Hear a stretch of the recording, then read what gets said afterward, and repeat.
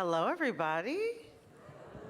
Oh gosh, I love being at the Schomburg. I love seeing so many Black people, and I love hearing a response when I speak to the audience. Good afternoon. Oh my gosh, I never got to be a teacher, but y'all just gave me a little bit of the buzz right there. I am Brittany Luce. I host It's Been a Minute, which is a radio show and podcast at NPR. Oh, okay, look at that, among friends. I am so blessed to be here today. Some of the greatest professional experiences that I've had in my life have taken place in this building, doing research, going through the archives. I am so blessed to be here today to talk to two people who I know are gonna be in the archives someday with these wonderful books that they've written. We have in front of me two fantastic authors who have written some very thrilling and suspenseful books, and we're gonna talk about them today. But first, let me go on ahead and introduce them. To my immediate left, and to I guess your immediate right, we have Iris Mwansa. Iris Mwansa is a Zambian-American writer.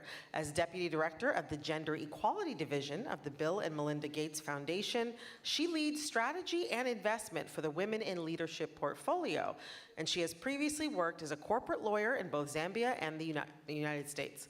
Mwansa holds law degrees, plural, from Cornell University and the University of Zambia, and an MA and PhD in International Relations from the Johns Hopkins School of Advanced International Studies. Girl, let's have a round of applause. Oh my gosh, all degrees on degrees on degrees. In addition to her work at the foundation, Mwansa serves on the supervisory board of CARE International and on the board of directors of the World Wildlife Fund, United States. Round of applause for Iris. Thank you. She's gonna be talking about a fantastic book, had me on the edge of my seat, called The Lion's Den. And to my further left, to your further right, we have Ms. Yasmin Ango. Yasmin Ango is the Anthony Award-nominated author of the critically acclaimed Nina Night series, including Her Name is Night, They Come at Night, and It Ends with Night. Look at that. Listen, if it ain't broke, if it's winning, you that's how it goes. Exactly. And the best-selling domestic psychological thriller, Not What She Seems. Ooh, that's what we're gonna be talking about today. Okay. Hailing from Northern Virginia, Ango is a first-generation Ghanaian American who grew up in two cultural worlds. She taught English in middle and high schools for years and served as an instructional coach for virtual teachers. She now writes fiction full-time and freelances as a development editor. Yasmin lives in South Carolina with her husband and their 4 children. Round of applause for Yasmin.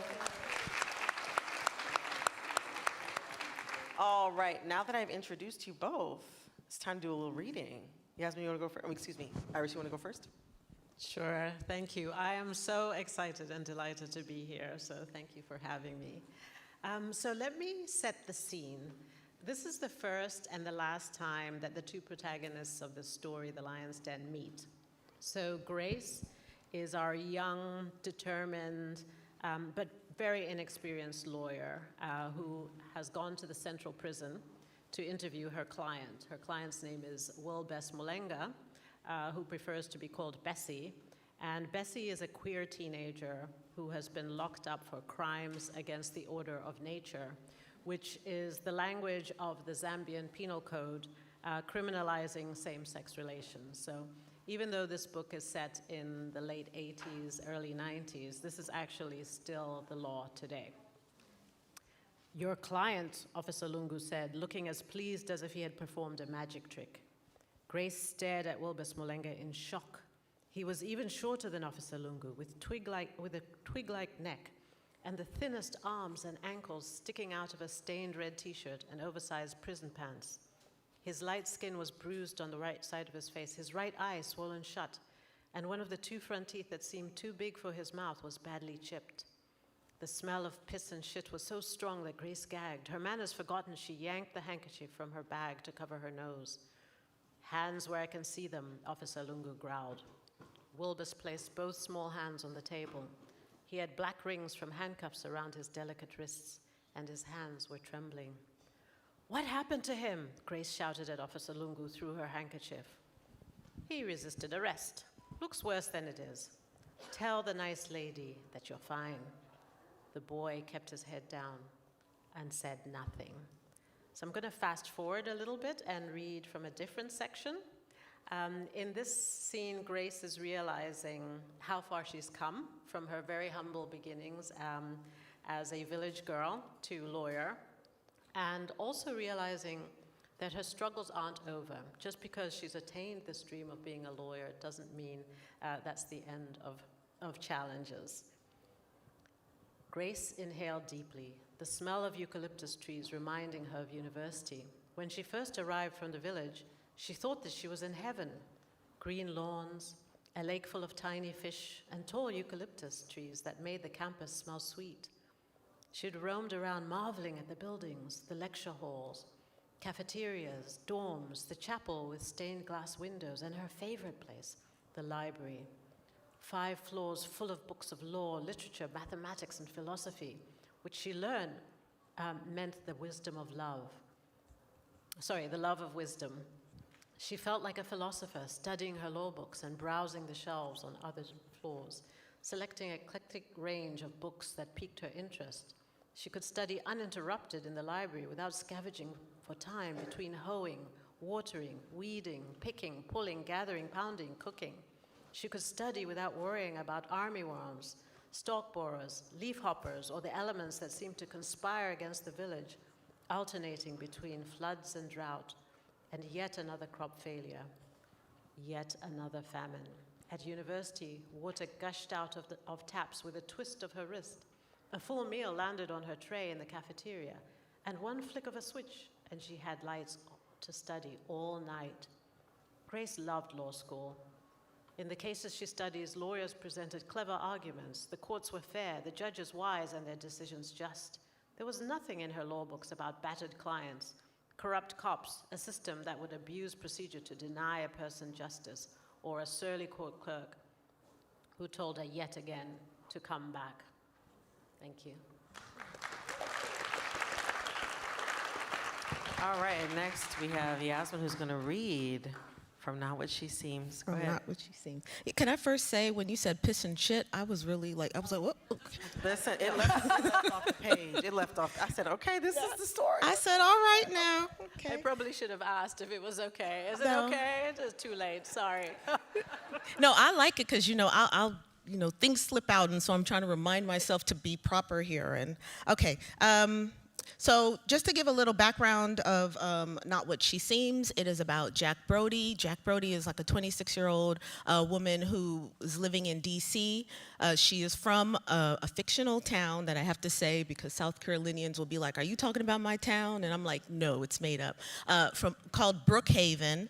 And she left Brookhaven 6 years ago. She self-exiled because she was at the scene of her father's death, who happened to be the chief of police in the town, very beloved. And she was at the scene of his death. She can't remember exactly what happened, and so everyone thinks that she had something to do with his death. And so she also is internalizing that grief, so she makes herself leave, but she has to come back because one of her family members was ill. And she meets this new town patron, this new woman who has come into the town, and everyone loves her because she's very rich, and she's trying to restore this manor that is called Moore Manor, but they call it Murder Manor for reasons.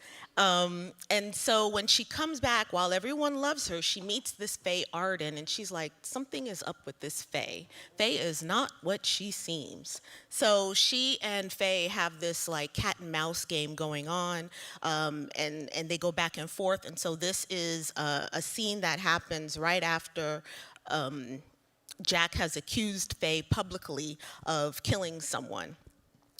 Maybe everyone was right about me, and it was me who was reading everything wrong.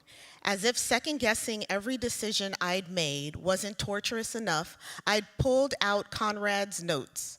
I barely glanced at them since arriving in Brookhaven, keeping them out of sight and out of mind because the thought of revisiting my past made my stomach turn. But now I wanted to see myself through Conrad's words. It was a big mistake, the way he embellished. To say Conrad made me out to be a monster, like I'd purposely and willingly taken my father's life, then moved on like nothing mattered. It didn't sound like me at all. It sounded more like Faye Arden. And I was both sickened and horrified. Was I like Faye?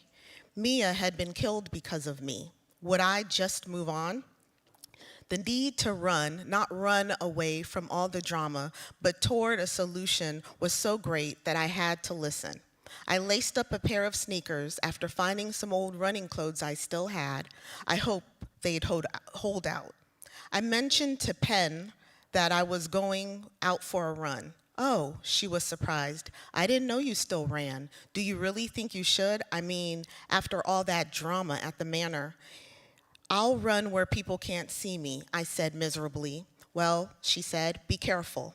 She didn't stop me, just watched me leave like I was a prisoner on my final walk to the gas chamber. As much as I whined and was creeped out by Murder Manor, running in the woods, being on empty roads when everyone was asleep comforted me. I liked it best when there was no noise. I barely registered the dark SUV when I ran down the drive of my house and out the main road. The music from my AirPods mostly drowned out the sound of the engine starting up. The focus on steps and regulated breathing weakened my situational awareness. It must have followed me for at least half a mile until we were clear of the town lights and other cars and people. Then it inched closer. My instincts began to tingle, and I had a sense enough to keep my stride while turning off the music. That's when I noticed the car. I quickened my pace, and of course, it kept up with me. I chanced a look back, and it was like the hounds of hell were at my back. I could feel the vibration of its engine, which wanted to overtake me. It would inch closer, then back off, a sick, twisted game of predator and prey. I couldn't run off the road when it was dark as it was. The SUV would not back off, chasing me with no lights on. It wouldn't pass when I motioned for it to do so. It hunted me. I tried to think of any way to get away from it as it pushed me through the series of twists and turns, playing with me, toying with me.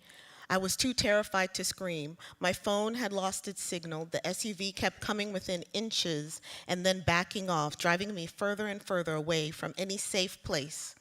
My mind screamed for me to make a break for it and to leap in the ditch by the side of the road. Hopefully, there wasn't a hungry gator waiting, or a drop too steep, or a swamp too deep and murky down there. All right. Sorry. I turned at the moment the driver seemed to make their choice, go hard or go home. I wanted to go home. The vehicle revved, its engine sounding like a roar thundering in my ears, its tires spun into a squeal on the unkept road, sending up a shower of dirt and rocks behind it, kicking up a windstorm. The distance between it and me began to shrink as it bore down on me. Time stood still and sped up at the same time.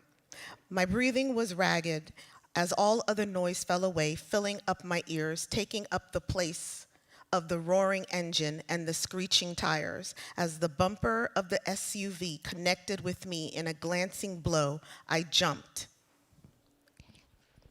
Okay, how about that? Round of applause.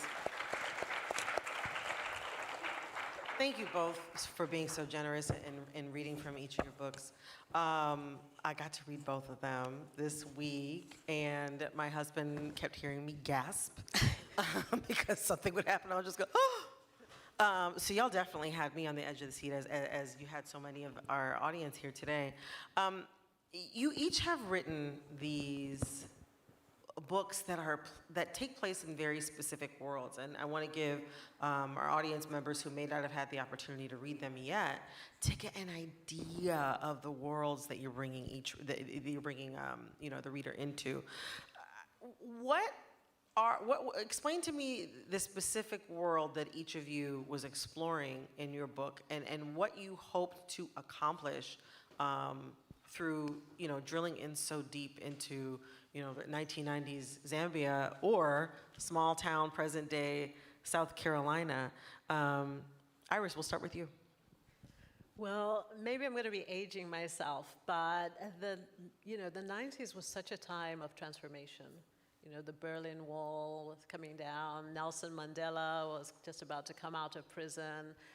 Zambia as well, a smaller country in the southern, probably most of you know, but for the few who might not, sub-Saharan Africa, but really quite sort of, I would say the heart of Africa, pretty low, but pretty small country. Mm-hmm.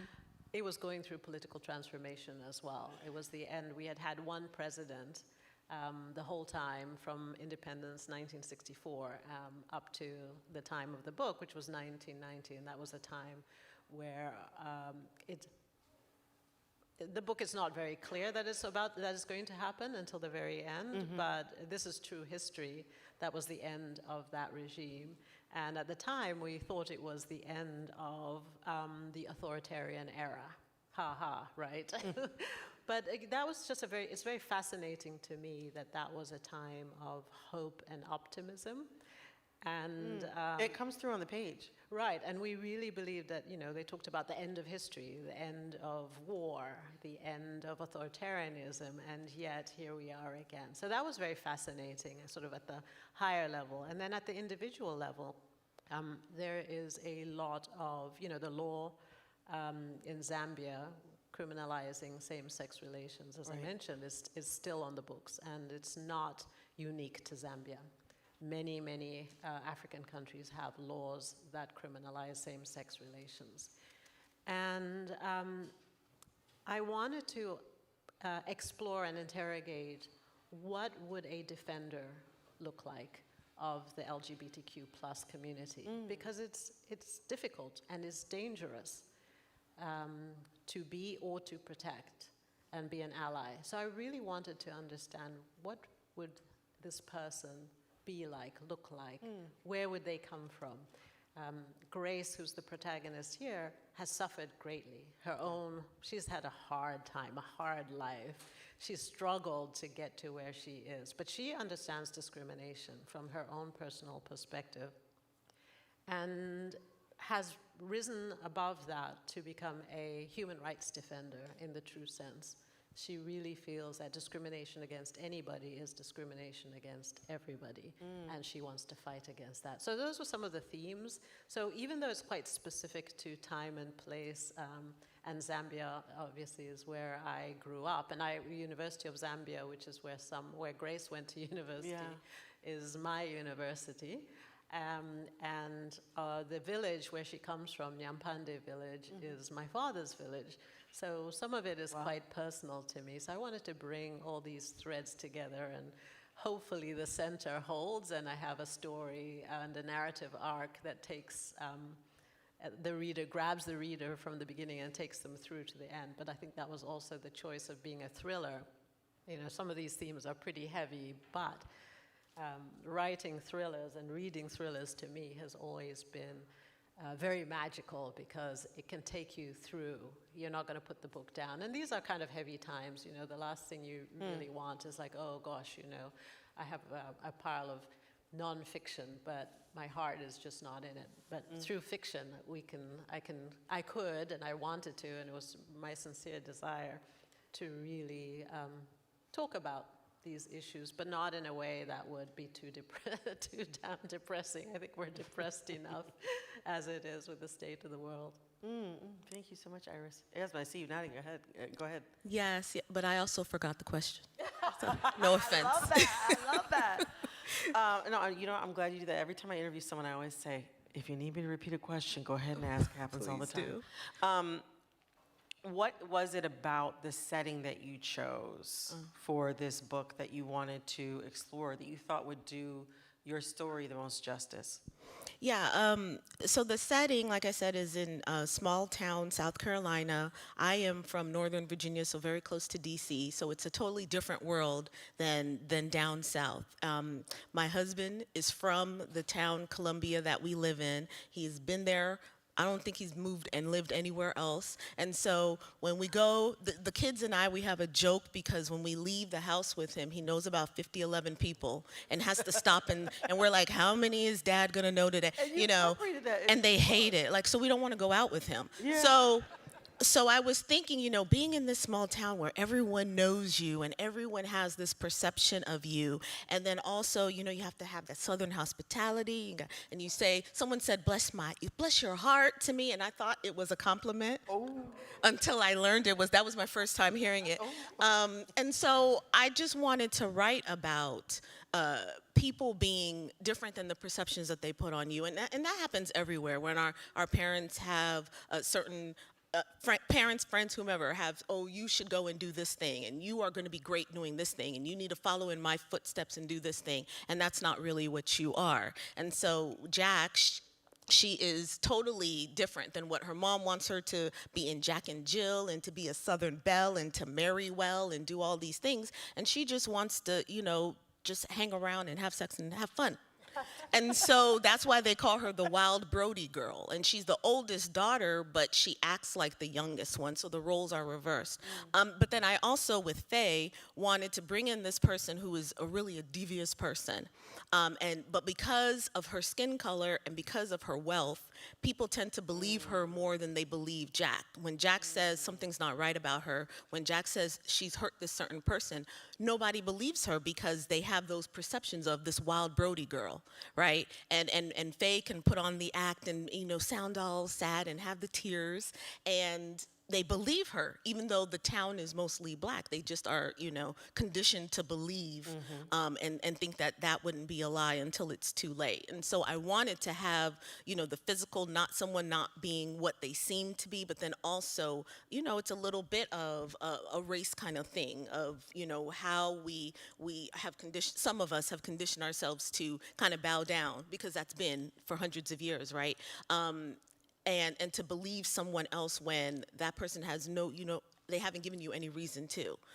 So that's why the setting was pretty important. I'm glad you brought that up because something that I noticed in each of your books is that these are communities that have very specific codes, very specific hierarchies, very specific roles that can cross racially, certainly in your book, Yasmin, but also especially along gender lines in both books, but especially your book, Iris. Talk to me about how you wanted to shape your protagonists then, being within these very rigid, codified communities that have a lot of rules. These are both barrier-breaking women, both women who are always trying to push back, are always trying to be transgressive. And ultimately, I don't want to give too many spoilers away, ultimately, they succeeded at being really badasses in a way. But they are, in many ways, kind of, and unfortunately hemmed up by their identities as black women in these situations where they're kind of the only people that can save the day. Talk to me about how, I don't know, so much of suspense, and I love suspense, I love thrillers. So much of suspense, so much of thrillers is, being confused, getting the runaround, red herrings. But there's like another element to it when you have these black female protagonists who people don't really want to listen to them. Talk to me about how you thought about the black womanhood of your central protagonists and really strove to be realistic in the obstacles that they might meet on their journeys. Oh, Iris, go ahead. Well, it's really interesting because obviously being in an African country, in an African context, it's not race that is a big definer of society, but Right. there's a lot of other things. So for Grace, she's young, she's rural, so she's from a village background, so poor background. Right. People can see when they see her. She's got scarification on her face, which in the context of a city marks you literally, right? As, oh, this person's from the village, because if you were born in the city, you wouldn't have it, you wouldn't have marks on your face. So navigating all that, she thinks that once she becomes a lawyer, she will have arrived. But she realizes that she's still working in a deeply patriarchal society. Yes. She's working in a society that doesn't respect her automatically. They don't care that she has a law degree. It's like, okay, so what, right? It's like, you're still poor, you're still a woman, you're still young, you're still inexperienced. You don't have the voice you think you have. But she does, and she perseveres. And she's very clear in her mind of what she wants to do and who she is. But you still have not just, society, but it's the community, her family, the church, now as a lawyer working within the legal fraternity, even the name, right? They call it legal fraternity, right? And the white powdered wigs that she and her colleagues are forced to wear. Yeah. Yes. I mean, that's still true today. That so you have these so many structures, and each of these is an obstacle for her. And each time she leaps over one, she's like, "Ooh, I've made it. Now I can rest and relax." And it's like, "Oh, actually, no. You are now swimming in an even bigger ocean with lots and lots of, evil, nasty, scary creatures." And she has to figure it out, and she does figure it out. She's very smart. She's got a rational brain. She's trying to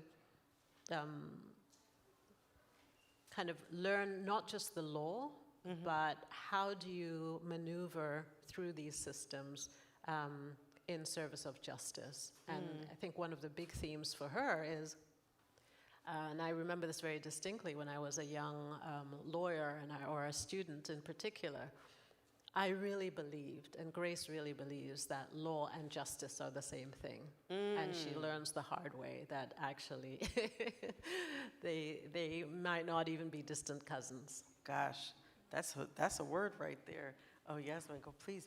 This time I remember. Okay. Okay. So I really like writing, just badass, Black women as the main characters.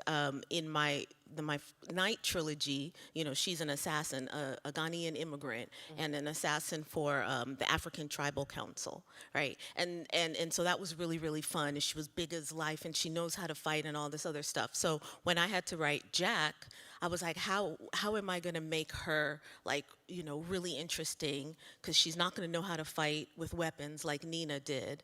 But she has to learn how to fight against someone who will go as far as to kill her. Right. So that's a whole totally different kind of toolkit that she has to pull from, and that I had to pull from. And I like to write very fallible characters that I feel are realistic. She's very confused, and there's times when, I'm very confused, and I think we're very confused. We don't know necessarily how we're going to move when certain situations come about. And I wanted her, she's got this guilt that she's feeling. How do we deal with the guilt? And this is unfounded guilt, and this is guilt that society places on us, and then also guilt that we have for ourselves because we feel like we should have done something differently. Right. And then she also combats with whether she wants to lean into the perception that the town has, like, oh, if they think I'm bad, then I'm really going to be bad. But then she's really not, right? She wants to prove to them that I'm not bad, which is why she really takes on this, like, I got to find out what's going on with Faye, because if the town's not going to save themselves, then I'm going to do it. And so she's trying to she comes back as a prodigal daughter, and she's trying her hardest to prove to them that I'm not that bad Brody girl like you think. Like, I have worth, and I'm about something. But she messes up all the time, and she makes the worst decisions. And when you read the book, you're gonna be like, girl, you getting on my nerves. Yes, because sometimes I was like, Yes. girl, get it together, stand up. You wanted to slap her. That's And your so word. did I, but I wrote her. And then so, and I wanted that. So I've had people be like, I couldn't stand her until. And I'm like, good, because that's what I wanted, because I couldn't either. And so that's the learning. Like, she's going to fail so many times, and she's going to make these decisions that as the reader she shouldn't be doing. She shouldn't show her cards like she is. But she doesn't know that, because she's really, if you think about it, like infantile, if you know what I'm saying. Like, she hasn't fully grown in how she handles these really heavy situations. All she knows is to run. She ran away. So that's the kind of learning and growth that I usually put for my main characters is what kind of growth are they going to have, what kind of internal conflict do they have to suffer through, what are they going to learn about themselves, and what are the cool things, like, Jack, even though Nina likes to kill people, Jack smokes the hookah, Yeah. and so she really loves that, and so those are the like little quirks that my characters tend to have, and hopefully that like. Liking to kill people is a little quirk. No, okay, so did I say Nina likes to kill people? No, that's Nina's job. She doesn't like to kill people, but she has to do it because that's her job. Okay. Yeah. Okay. So she just does it. Nina doesn't actually like really much of anything. She just wants peace because she's had a very tumultuous like life. But like, so Nina she does her job. Jack likes to, smoke a little hookah and maybe some other things. But Nina, she just kills, it's just her job. She doesn't like it. That would make her a psychopath. That's next book. Something that is a hallmark of the genre that you each have written into with these books is interacting with law enforcement, interacting with the police. And what is, not, like, I'm a Black American. We are in Harlem, which is like one of the capitals of Black America, truly.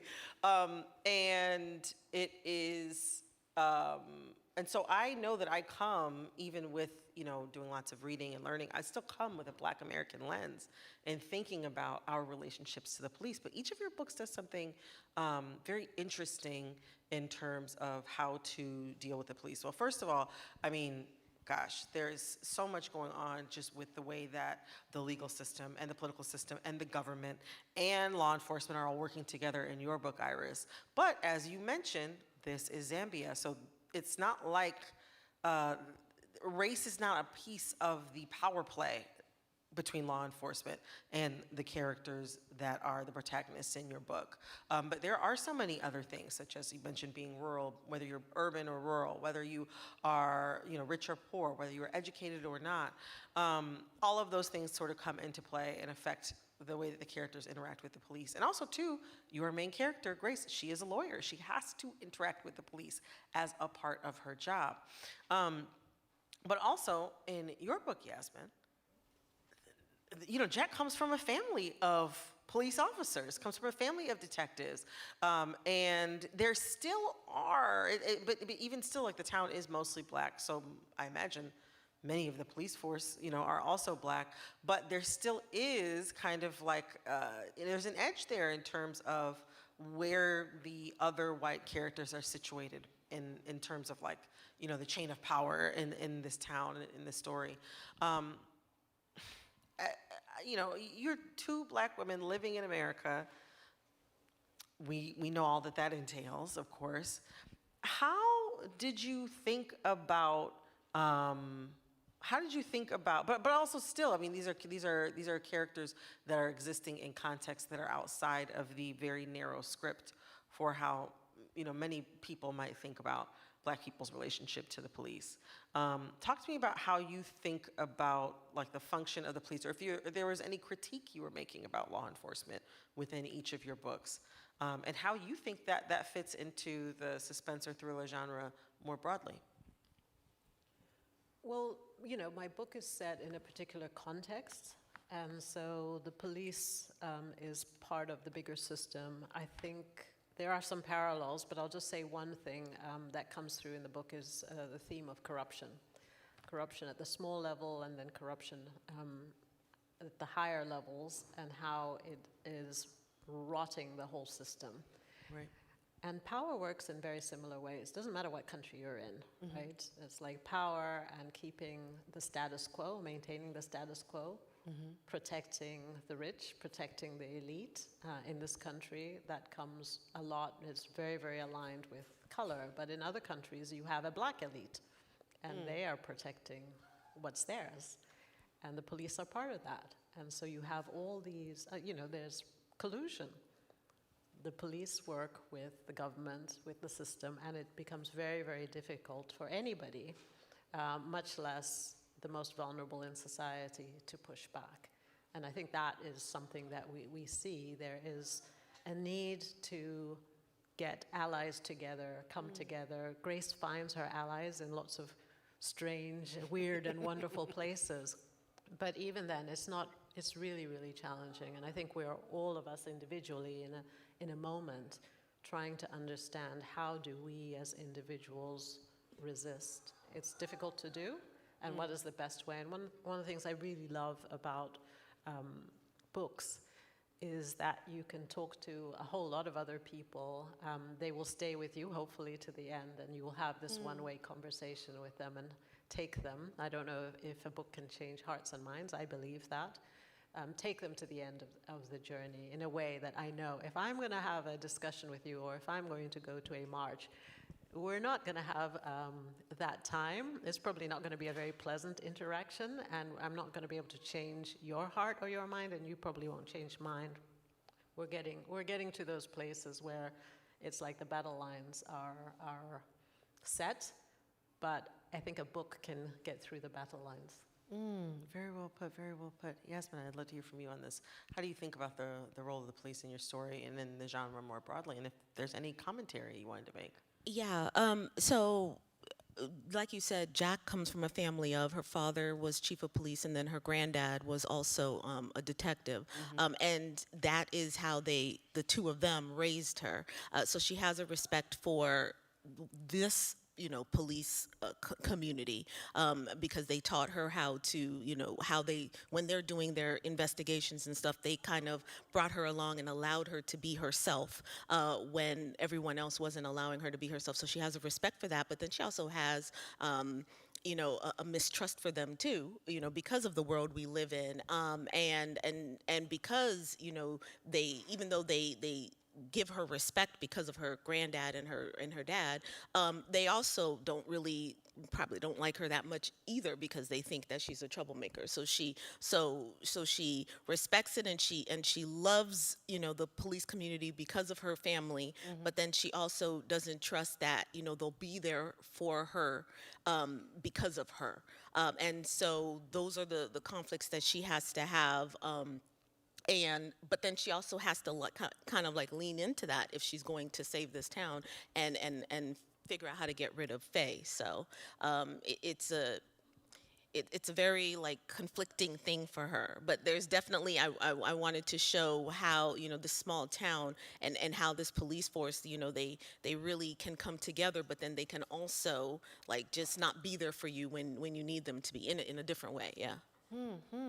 Well, oh my gosh, thank you both so much for answering my questions. But now I'm going to turn to the audience and see if they've got any questions. Raise a hand, stand up. There's a microphone back there. Don't be shy. Don't be shy. Don't be shy. Oh, there's two microphones. There's one here and one over there. Oh, we got somebody getting up. Good, because I was going to start calling on people, actually, if anybody got up. And you don't want to deal with that.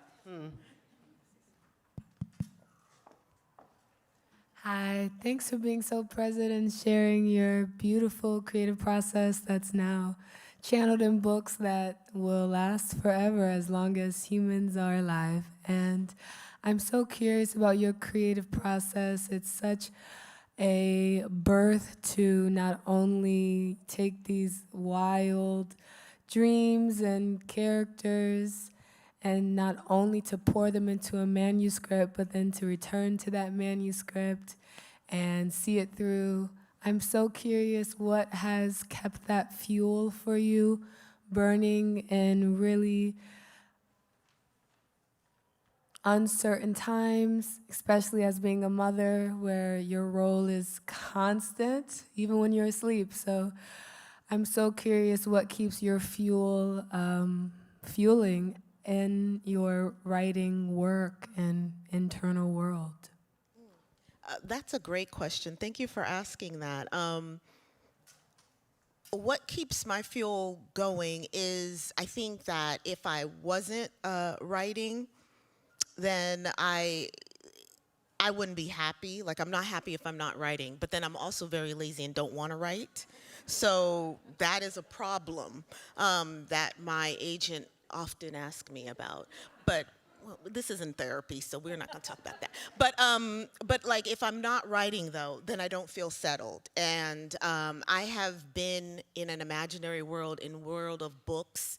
You know, I've grown up in the library. I was, this is dating myself, I was a latchkey kid, if anyone knows what that means. And my mom worked 2 jobs, and so I had to entertain myself, and I also had to, you know, that was my sibling with books. And then writing, you know, made me happy because it was just in a different world, and I wanted to be in all these worlds. And then I wanted to write a story or stories that would make the reader feel like they're also in a different world. I wanted to be able to create something that made a reader feel like how I felt when I was reading like all these books growing up. So that is the fuel that that keeps me going, is that if I'm not telling these stories, then I don't know what I'll be doing. I'll probably go crazy, so. You'd be an assassin.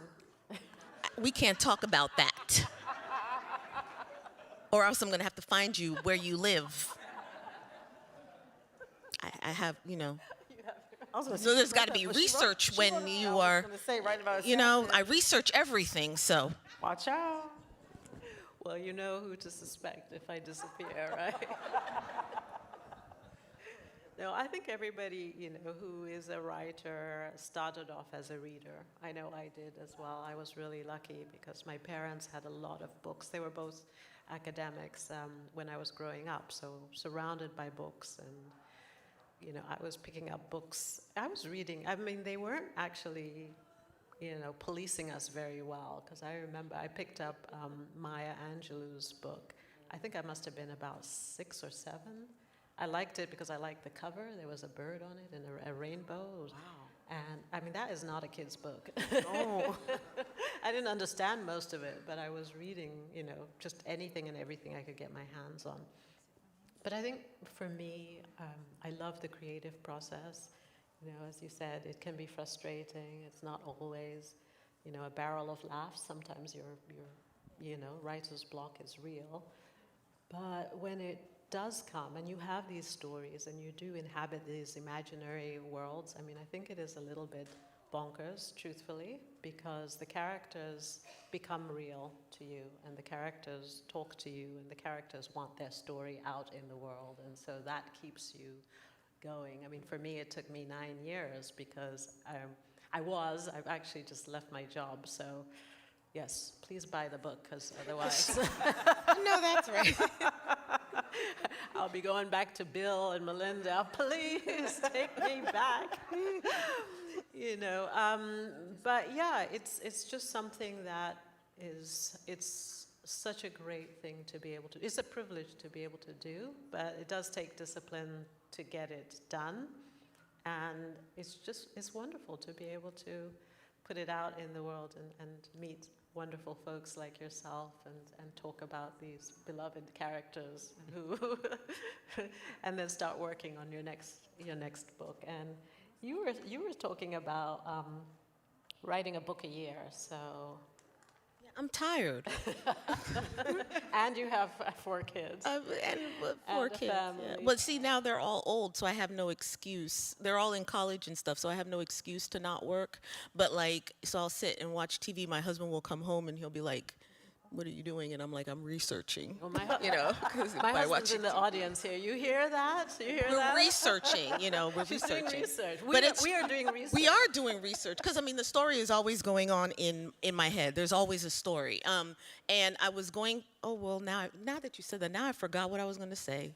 I mean, what's going on here? But I know. I wanted to say also that writing was fulfilling to me. The best thing is hearing from readers when they email and they talk about how much they enjoy the characters and how the characters are like push them to certain things. Like the villain in one of my stories, someone said, "Oh my gosh, he died too quickly. I wanted to eviscerate him." And I was like, wow, you know, that's really serious. That's intense, you know, and great. I'm so glad that I did that. And just like with Jack, like making you like really be irritated with her. So I like to hear that. And I like when readers will come up with like some things, the teacher in me comes out because we're like, what is the theme of such and all this other stuff. But then when the readers come and they say, this is what I took from what you wrote, and you're like, well, I didn't even think about that, but that sounds great. And then you use that in your next interview, and you sound really smart, but you got it from a reader. But no, it means that, like they really they got into it, and like it spoke to them in certain ways, and that's, that's just so fulfilling, and makes me feel like, okay, like I made the right choice to like keep doing this, even though, with immigrant parents, parents from another country, they come here to work. They want you to be a doctor, a lawyer, and all this other stuff, but to be a writer, like what is that, So that just really kind of justifies the love that I've had all these years. Yeah. I got a follow-up question, actually, based upon the question. Oh, wait, Lord have mercy, you don't see, I didn't see you over there.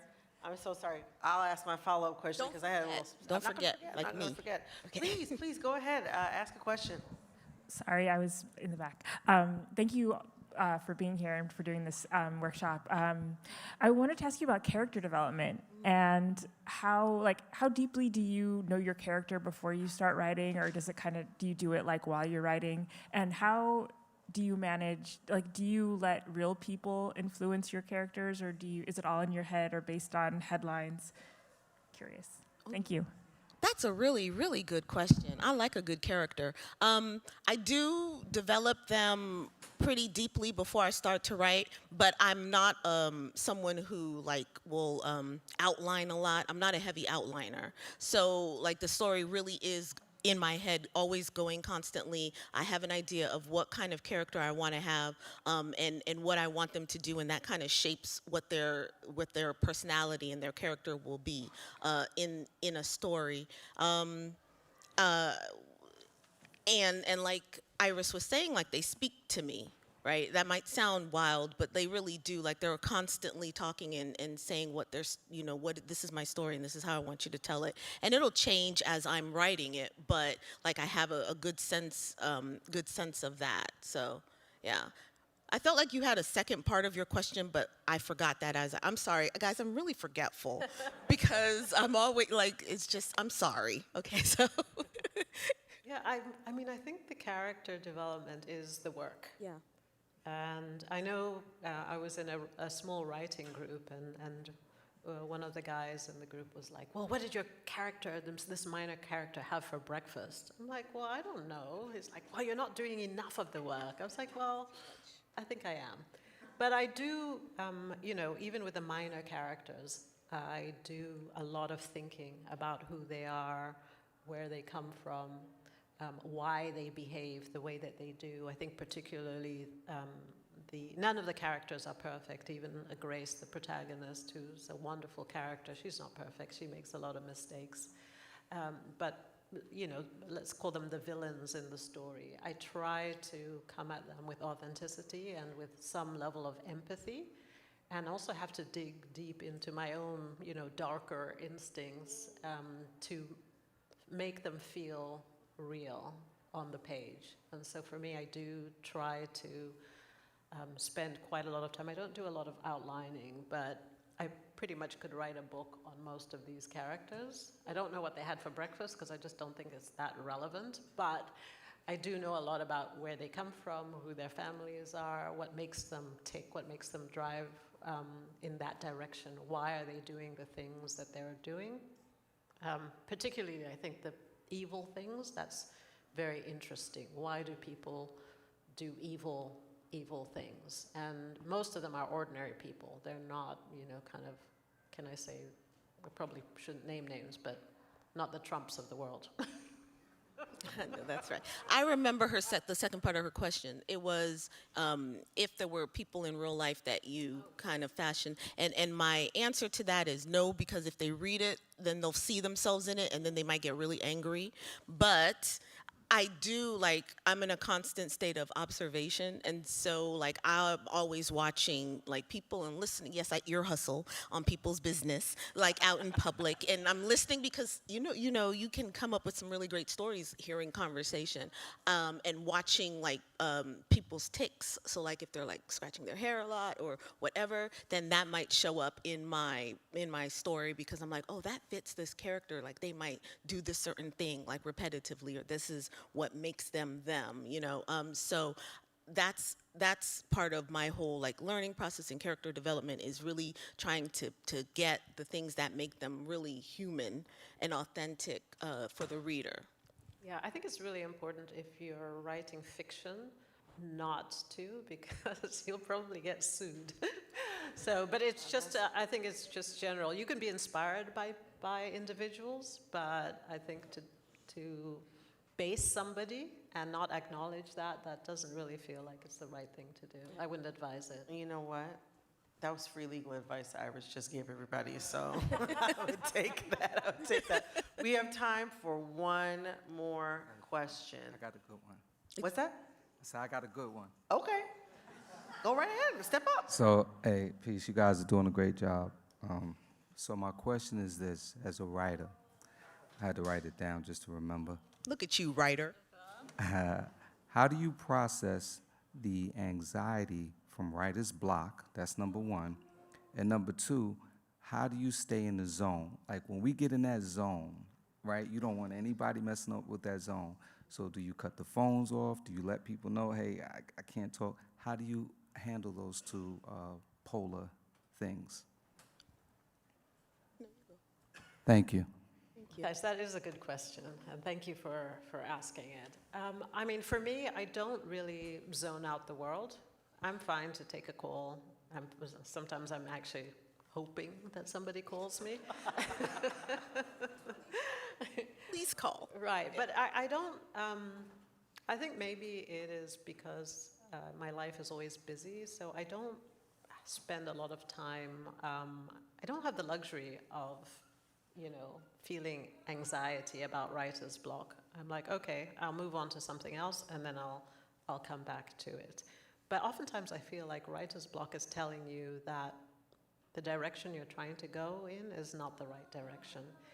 And one of my good friends, Namali Sopal, who's also an author, gave me a really great tip, which was just to start writing about what you're feeling in the moment. So even if you're on chapter 1, for me, if it's like a court scene, I can jump and write that court scene and then come back. And sometimes it's actually helpful because then it unlocks strange things as to, oh, actually, this is what I was looking for, but I didn't really quite understand what I was looking for. So that's how I deal with it. Yeah, you said you don't have the luxury of writer's block I and just stuff. don't have the time. I make time for writer's block, AKA procrastination and laziness. That's what it is. Because honestly, that's for me. That's what it is. And if I guess how I would define for myself writer's block is like kind of like what you said. I'm hung up on something, a plot or something. Something's not working out, and I can't write through that. So I have to step away from it and just do something else, and that will kind of shake out that problem eventually. I don't write in order, so I write by scenes and I write what I'm feeling at the time. So if I'm feeling really good about it, oh, I want to write about this thing, then there's nothing that can really like take my attention from it, even if there's a whole bunch of people in the house or whatever. And I don't zone out as much either. Like I have the TV on in the background because I need background noise, and it's usually Murder, She Wrote. So, I don't know why, but I like that Angela Lansbury, okay? But also you kind of are J.B. Fletch. Oh, yeah, because she was an English teacher. Hello. Hey, I'm the black version, hey. But yeah, so like I don't like zone out, but for me, it's really if I write what I really feel like writing at the time, which is that particular scene. And I just really have to get myself on it. So I mean, I'm just being really honest with you guys when I say that a lot of us procrastinate deadlines are the devil. She gets a book out every year, so Listen. if that's procrastination, Absolutely is. I have a book out in a year, and then I lie and say that I'm working on it, and I really am working on it the last maybe month that it's before it's due. And don't tell it. Oh wait, is this being recorded? Don't tell anybody that secret of mine. But because I write better under pressure, I think if you don't give me like a short deadline, I will use up all the time. So, yeah. Well, oh my gosh, that's all the time we have today. Thank you all so much in the audience. Thank and you, everyone. Also, thank you both so much. Iris, Yasmin, it was so great to meet you both. It was great meeting Learn you. from you today. Thank you. Thank you all for Thank coming. you.